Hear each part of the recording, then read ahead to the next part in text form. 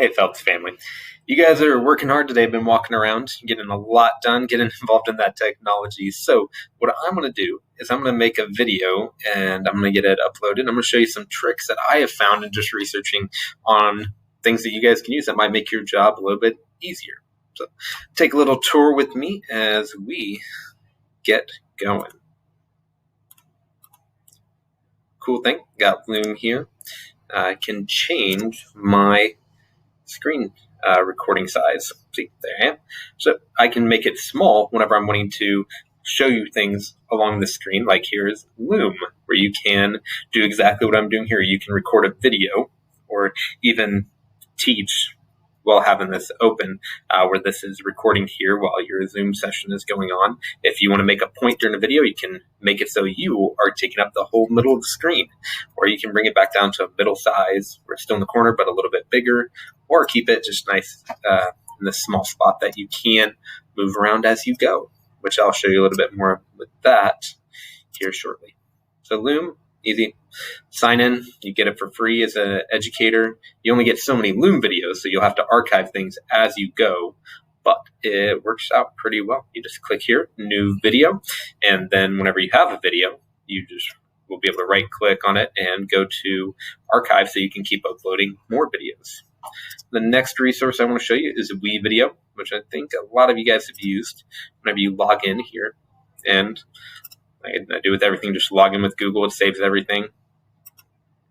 Click on your sps.org Google account, and we'll wait for that. So you get to make videos. You get to go to your projects, and you have your lesson. My welcome that I did, a thank you to a student or a teacher that was leaving Weller when I was there. And it's pretty intuitive after you've worked with it, played around. I would do like how I always do, suggest doing something for fun first. Don't make it an assignment on yourself, because that gets frustrating because you're trying to get it right. But when you have fun, learning happens better. Yeah. You can come in here, you can import media or look at my media. I can go in here, grab this video, pull it in, and boom, video is a part of it. There's text that you can add. So by going up here to text, and you can choose if it has motions or if it's static, it just sits in the spot. Like here, today's objective, that's a static, just there. It's a project card thing. And then see my name, the video under here would pop up and kids could see my name with my picture and video going above it. So WeVideo is fun if you want to give it a go. What you can do after that is you can upload videos to YouTube. If you want a cool new feature of YouTube is that the self-regulation lesson, that was the one that was too long, so I took it down. But if I go in here and I edit it,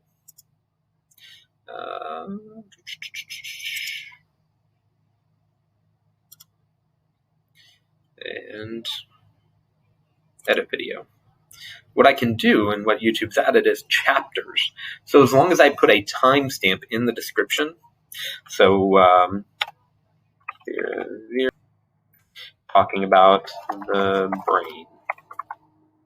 And so if you do at least 3 of these, your video, when you upload it to YouTube, will have these chapter settings where kids can scroll through and get a better view of what you're doing. That's YouTube. We're going to move to Nearpod. So I already have an account here. I've talked to a couple of you about Nearpod. It's a fun program, and if you pay for the whole thing, you get a lot more, and there are a lot of pre-made lessons that are really useful. A lot of things covered, and even if they're pre-made, you can always edit them. For example, I've got all these lessons that I've saved. I've got stress, making friends, emotional wellness. I had this one here that's when I hover over it, you can't see the title, but right here, this is the one we're looking at. It's let's visit the Empire State Building. So you are going to get to take your kids on a virtual tour of the Empire State Building. They'll take them to Google Earth, and they'll be able to go around that area, and they'll stay there. The cool thing about Nearpod is, let's do stress. Let's just do live participation. And it has it where you can work in with Zoom. I have not experimented with that, but they have it. So the kids can make it a Zoom meeting. They can go to join at nearpod.com, so you can link that in your Canvas page for them to type this in, or you can do a direct link to it without them having to have the code. But what's cool about Nearpod is it makes the kids follow your presentation as you go.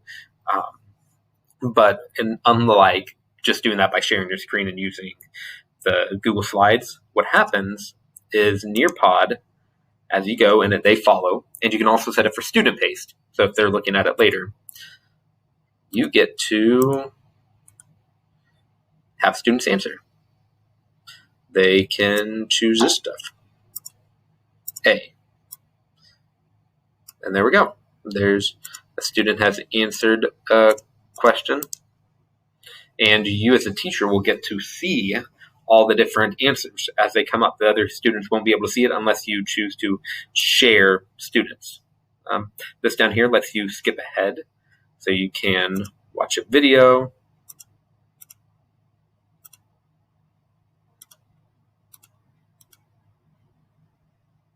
So you can play it on their devices, or you can play it just on yours. So if you're screen sharing, you'd want to do this device only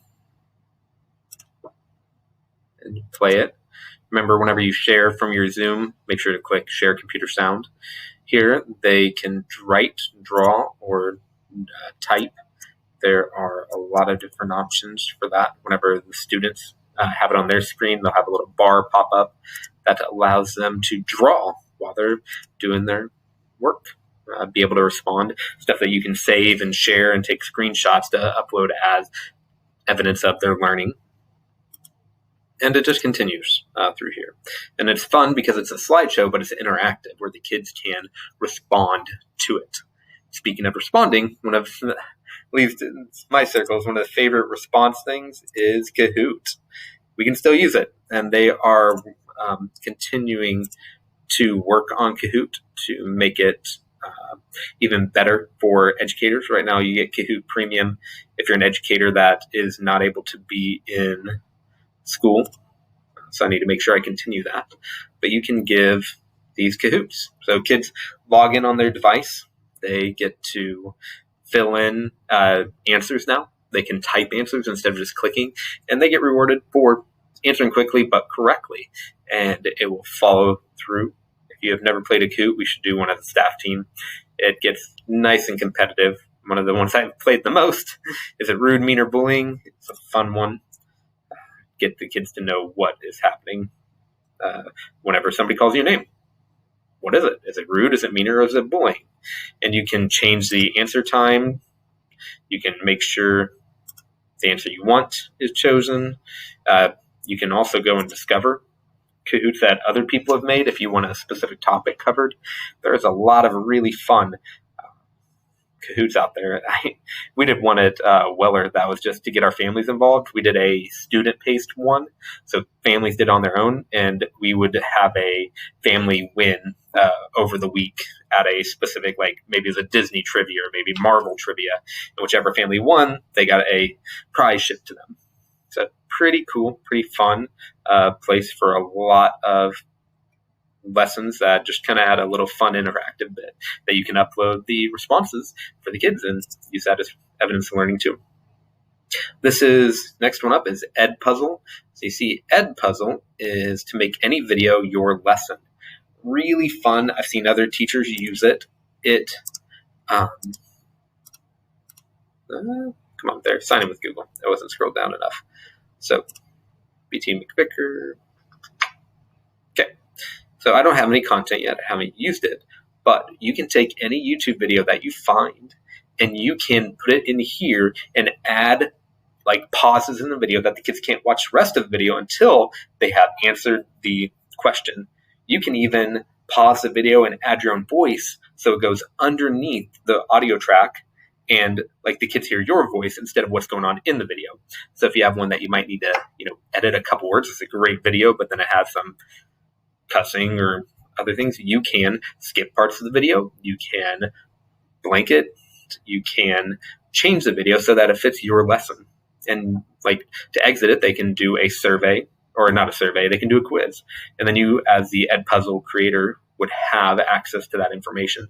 And what's really cool about all these things that you've just seen, they are finding ways for, I think it's Nearpod that's doing it, maybe Flipgrid as well, that you're going to see next, to include Kahoots, Edpuzzles, and other videos inside of them, so that these things can work in tandem without you having to open up 20 different tabs. Because I know as I'm going, this is the fifth one, and it seems like maybe this is too many things. But that's the cool part about it. These are all options that if you want to have fun with it and see what feels good to you and where you connect with it and you connect with the learning, the same way we're seeing kids connect with their learning. So I'm going to definitely use Edpuzzle to create some lessons where I can pull in some YouTube videos and make them a little bit more of a lesson. Next is Flipgrid, which is what I'm using for my lesson starting 5th to 8th grade next week. And then the others, you guys are going to get to see whenever you log in using Google that you have these prompts that you're able to do. You'll have a class that they can go into if you want kids to do more than just respond to the one thing you're giving them. But you get up to a 10-minute video prompt, or you can just have a picture here and have the prompt over here on the side. And what they do is they'll watch this, and then they can record a response. So this one, you have 1 minute, 30 seconds to record a response to the video. Now you're seeing me in 2 different spots. And they can record. I have the options set so they can't have all the fun with this that they would otherwise. If you want to, you can have them where they can put video effects on here. You can have them with emojis. They can type text to add to their response. But we aren't going to go all the way through that. But they can respond, and then kids can respond to them. So if you're missing some interaction in your class, kids are being really quiet, Flipgrid might be a way that kids feel like I can re-record and respond in a way to all these different kids. And then you have a whole set of personal responses. Next up, Padlet. If you haven't used it, Padlet is a fun brainstorming website. You can do a lot with just getting ideas and brainstorming out where kids might not feel comfortable interacting. There are some really fun features on here where you have the wall, shelf, canvas, stream, timelines that kids can add to. They can put stuff on a map and show interesting places they've been, including pictures, information. The grid here you can set up where they can vote and like other people's statuses. If you need like a discussion post area that looks a little bit cleaner and more user-friendly than the canvas, you can use this and use a screenshot, which this is my screenshot extension. If you don't have a screenshot extension, I might do another video about extensions that would be possibly helpful for you. So in a Padlet, if you want a chance for people to get in on some good discussion, great resource. And those are the best ones, I think, for educating and just what I've found. The rest that I want to show you are kind of extras. Like you can add it in for a nice flair to things. And I think you guys definitely are a great group that has a lot of flair. So we're going to move into some like option type things. So if you want to just pay attention to what's happened past playgrounds, like I said, when you have fun with something, you're more likely to learn it. I think you guys have realized that in your own lives too. When you have fun with it, it's so much better. So if you just want to have fun, go for it. If you want to keep learning about some other things to maybe add a little bit more fun, you can come back and watch this video, or we can keep going. All right, this is my Bitmoji in virtual classroom. So what you see is my Bitmoji is sitting in a chair that I added here. It's just a chair picture, and then I moved my Bitmoji to sit in it. And this is all set up so this could be your background for your major unit. That's what kind of fun thing this is. You can put a picture of a poster that you like, whatever your topic is. For the day, you can do a welcome lesson. Like you can change this so it's more a whiteboard instead of a whiteboard. It could be a chalkboard, and you can do chalk font on it. What's fun about this, and like I said, when you have fun, you can just decorate it however you need to. And then the kids read the discuss thing the directions whenever they come to class. Like this one, for example, just said, click on the book on the shelf to go to a read aloud on YouTube. This book has been linked to a YouTube video. And so whenever the kids would click on it, which I'll get to that in just a second, on how you'd put this in Canvas, they would click on it and it would go directly to that. It'd show the read aloud with that book. And click the paper on the desk to write your thoughts in a Padlet. So you would click on that and go to Padlet, and you could see discussion posts there, or you could link it to one of your Canvas pages. Like if you want to do a Canvas discussion post, you can link it there. You can then join the Zoom meeting at 9:30 by clicking on the computer. So they click that, and it has a link to the Zoom meeting already in it, because this is a Google Doc or Google Slide. You can manipulate this however you want, but when you want to, you can publish to the web, and you can embed, like you guys have already been doing in Canvas with other things. You are embedding it. So you can publish this, and that slide will be there with clickable links for kids to go in and play on. Just really fun. And to show you somebody that's done it much better, and by the way, you can insert images, search the web, and find whatever you want to put in your room. You can search for classroom background. If you don't like that blue wall and white floor, you can do something like this. I liked doing just a floor and wall, like that. And then I was able to find an image of a whiteboard, and I always search PNG. That means it's an image that you can change size. So PNG, let's do chalkboard because I already did whiteboard.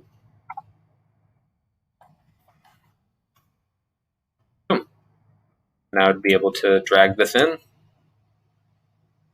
little bit big, but I would replace that with that if I want to do that, a chalkboard instead of the whiteboard. So fun stuff, but let's look into what other people have done. That is really cool. This is about to be a library that's been made. Somebody went through and created this ridiculous Google slideshow that I was allowed to make a copy of. So let's go here to the first page, and these each are the Harry Potter books that they can click on, and it takes them to a free audiobook of Harry Potter. This is the Harry Potter page. You can go here, and this is the Black is Beautiful. So Black authors, Black stories. And you can just go through, I think there are 79 different genre things. Some librarian must have put this together because this is amazing. But they just click on it, and it's topical. I got told that Jewish Heritage page. And as you go down, you will find author rooms, and kids, you can just post this whole slideshow on your Canvas page, and kids can go through the slides. You don't have to pick individual ones to do, but you can choose that. Okay. That is taking up a lot of loading. All right. Next resource to do. Sorry, I'm going to exit out of that.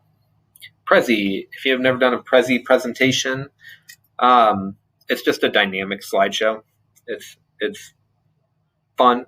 If you want to know more about it, I'll actually tell you about that some other time. I like to use Prezi when I'm doing a presentation just because it changes things up. This is Polls Everywhere. If you want to get information out to your families or to your kids in a fun way that works well with text messaging instead of using Google Forms, this works well for sending out a text to get information. And you can also use it in presentations and slideshows to poll. Even though, like I said, these all have quiz type things. So polling, this is more useful for if you want to interact with your kids beyond just the classroom. Breakout EDU. We have all the breakout boxes over in the library, but Breakout EDU now has online. So you can still do your breakout boxes, assign it to kids, and watch them try to do their problem solving. And finally, Khan Academy. Don't know how many people use that, but if you want a way for your kids to like have some fun and try out extra learning. If they want to push themselves, Khan Academy has always been a good place that I've found.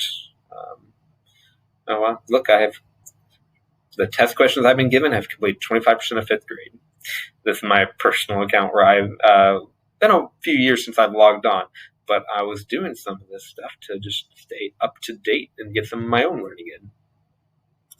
But there you go. There are some really cool opportunities for you. There are different things that you can do to help make your learning more interactive and get those kids from being quiet. You can get them responding and moving. There is always the issue of maybe the internet speed. So if that's the case with multiple kids in your class, maybe it's not the best. But a lot of these can be done at their own pace for when kids are at a slower internet speed time, or at a faster internet speed time. Instead of during peak hours, they can go on and do the Nearpod lesson or the Kahoot or the Edpuzzle at their own time. So let's keep learning. Let's keep helping the kids. I know you guys, like I said, are working hard. Let me know how I can support you, and we're going to keep going strong. All right. Bye, guys.